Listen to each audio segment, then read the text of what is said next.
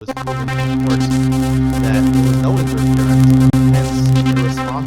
Naftali Bennett, the former Prime Minister of Israel, gave an interview with BBC, the British broadcasting company, where he talked about the operation in Jenin. The reporter accused Naftali Bennett in Israel of killing children between the ages of 16 and 18. Naftali Bennett explained that anyone that was killed was a militant, was a terrorist, was armed.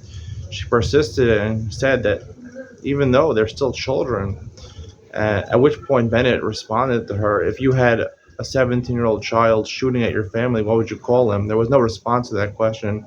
I think a lot of the media criticism of Israel is because they're not in the same situation as Israel. Someone who lives in Israel knows what's going on in Israel. If they faced what Israel is going through, they would do the exact same things. For the third day in a row, the world reached its highest average temperature throughout the world, 3 days in a row. Yesterday, the highest temperature was around 63 degrees Fahrenheit, which, if you think about it, is not so crazy. I mean, room temperature is around 67 degrees Fahrenheit. That means lower than room temperature. Yes, the world is warming, but it's a very slow process. It will take 200, 100 years to get where it's significant to mankind. So 63 degrees is not completely terrible in the big picture. The Home Run Derby is set for the Major League Baseball All-Star festivities. Eight contestants battling for one championship. As a Mets fan, this is probably the best part of the year for any Mets fan because Pete Alonso will be on the big stage. He won 2 out of the 3 last home run derby competitions, so he's probably the favorite to win. But it's interesting how the home run derby with Major League Baseball has become sort of replaced the slam dunk contest in the NBA. The slam dunk contest used to be the biggest competition. Now the home run derby is better than that. People are bored of the slam dunk contest. And also, Major League Baseball's All-Star game is the only normal All-Star game out of all the major sports.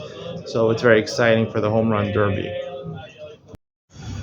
Mark Zuckerberg and Meta revealed last night their latest competition with Twitter. It's called Threads, which basically mimics what Twitter does. It's supposed to rival Twitter. People are unhappy with Twitter. They hope will change ship to Threads. It got actually 5 million users already in its first couple of hours.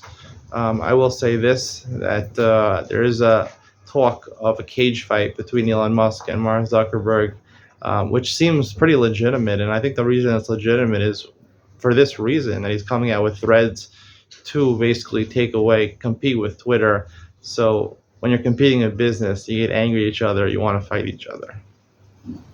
David Beckham, former English soccer player, a star in England, star in the United States, has started talking more about being half Jewish. In fact, his maternal grandfather was Jewish. He talks about when he was younger going to his grandparents' house on Shabbos morning and having matzah balls and soup, a good traditional Jewish dish.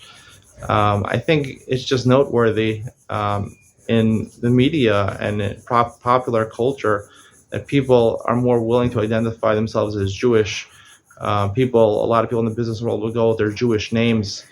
You see Jewish people in all different types of profession wearing yarmulkes. Ben Shapiro wears a yarmulke on his shows, which would have been unheard of 20, 30 years ago. So it's really a step in the right direction for the Jewish world.